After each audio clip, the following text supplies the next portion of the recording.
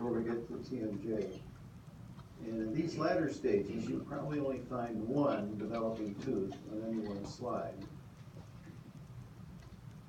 We can find it here. And so here we have odontoblasts, a little layer of predentin. There's the dentin, and there's the enamel. And then out here we have the ameloblasts and that reduced enamel epithelium.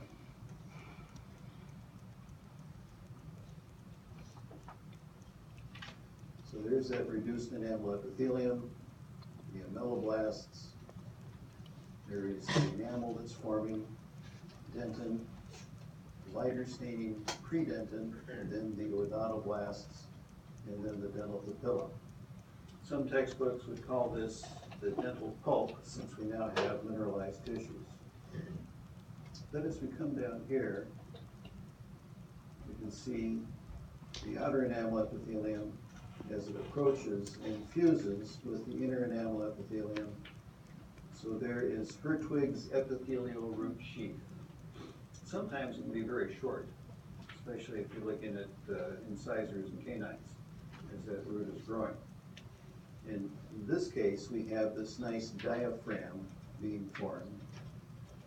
Don't see it quite so well on the other side. In fact, we see what looks like a cervical loop.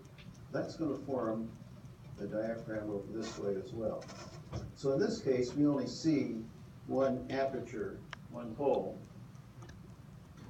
even though this looks like a molar tooth. That's because the section only caught one. So there certainly were to be more. But you'll see much more in the way of bone growth in these slides.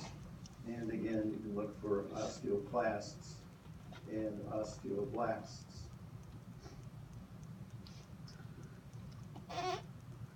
Okay, now the TMJ slide.